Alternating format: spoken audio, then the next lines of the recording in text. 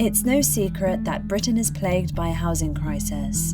And whilst the UK needs more housing, it's vitally important that new developments promote sustainable communities built for the long term. As one of the largest housing associations across the UK, Bromford is seizing the initiative and has joined a growing trend of partnerships seen across the social housing sector in recent years by bringing 3 organisations together into one.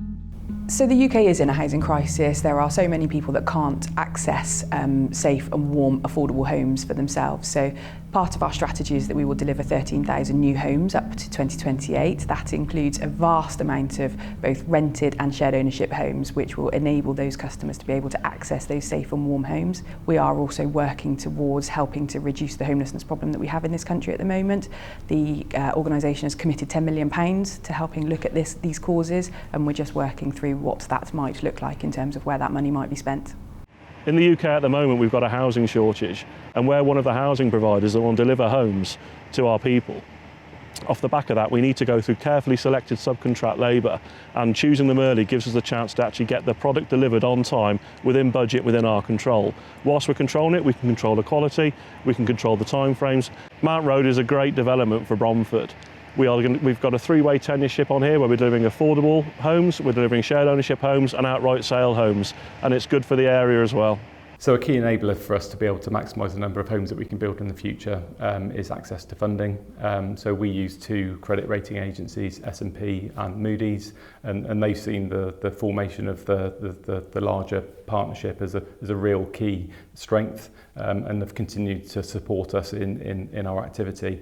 I think what we've been really clear about with the funders is that, you know, it is transparency of what we're trying to achieve, and they've recognised that and supported that.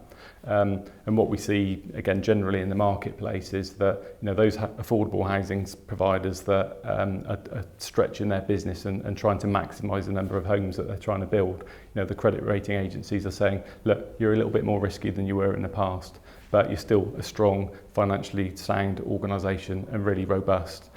So we have seen one of our credit ratings reduce. So Moody's moved us from an A2 to an A1 back in the spring, but that hasn't had any impact on our availability and access to funding.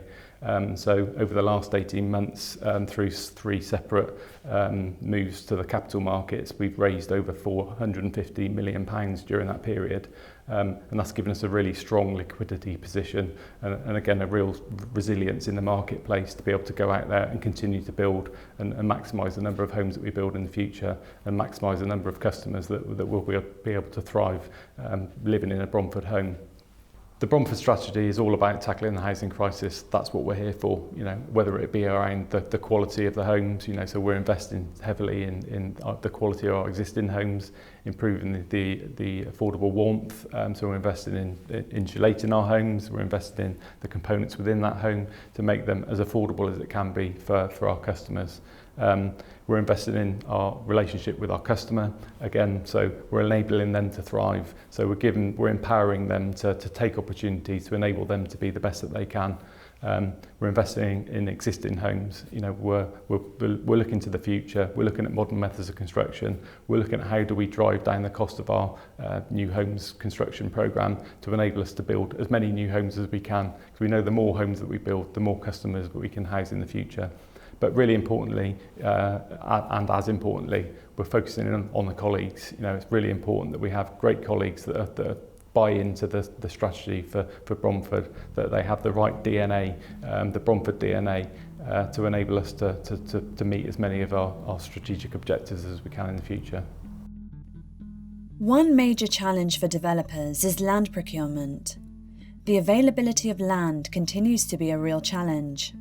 Housing associations like Bromford are strengthening their approach around land-led development by bringing additional expertise in-house, whilst maintaining its commitment to delivering homes through the traditional Section 106 approach as part of a mixed market way of working.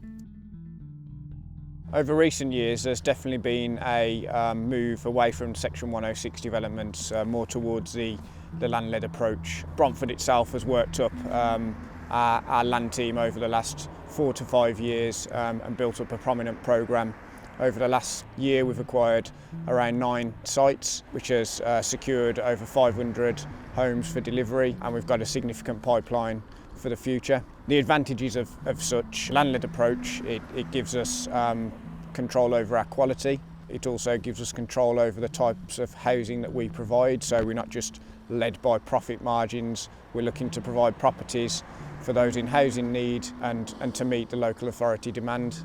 So as a result of the partnership, I don't think that Bromford are necessarily having to redefine themselves as a housing association developer. We are first and foremost a housing association. We also, in the legacy organisations, were developing homes in their own right. So actually bringing the organisations together, what we've been able to do is just reiterate what our core purpose is, which is the delivery of affordable homes for our customers. The partnerships have allowed us to deliver more affordable homes, so 13,000 new homes up to 2028. They've also allowed us to focus on particular areas, so what we're now able to do is really define the relationships that we need to be building in those areas to deliver the homes that we need. To ensure a more trusting relationship is established with residents, Bromford's dedicated neighbourhood coaches work side by side with residents, building relationships of mutual trust and respect, and learning about the strengths that already exist in individual communities. So Neighbourhood Coaching is a brand new way of working for Bromford. It was the start of a new relationship between the customer and Bromford. So we launched in around 2016, and neighbourhood coaches are there to be at the heart of the community and developing really great relationships with the customer. So prior to neighbourhood coaching, we had housing managers that would look after around 800 properties, and it was quite a negative way of working because we was only able to turn up when things was going wrong because of such a huge workload. So we looked at the way that we was working and we introduced the role of the neighbourhood coach. So the neighbourhood coach now looks after around 175 homes, so it's a massive decrease and allows us more time to really build a relationship with the customer. We're here on my patch now, here in Lichfield. I actually look after this area. These properties are relatively new.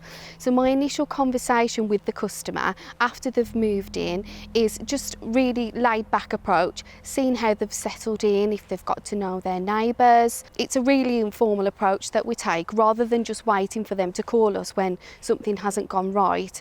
We get in there first and meet the customer so we can preempt if there is anything that the customer needs. We talk about what the customer wants out of their home once they've moved in and what their aspirations are from living in their home.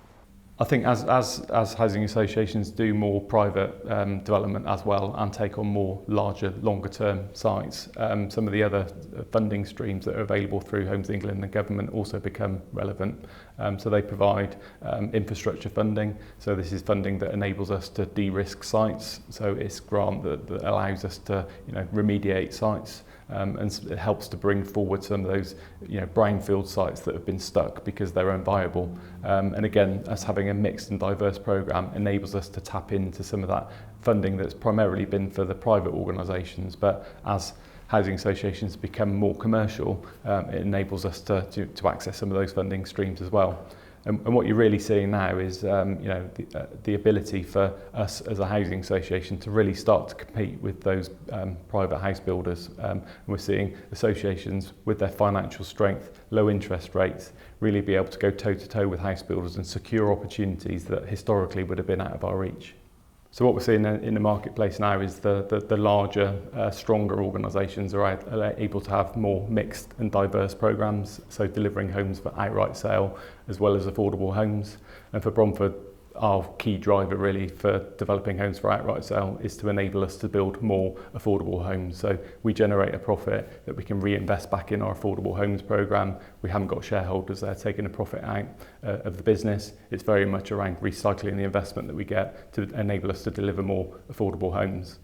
Again, the larger organisations and us and Bromford as an example, we're very resilient in the marketplace now. So we're counter-cyclical. So when the market downturns, as a business, we're able to continue to build because our core business is around affordable homes.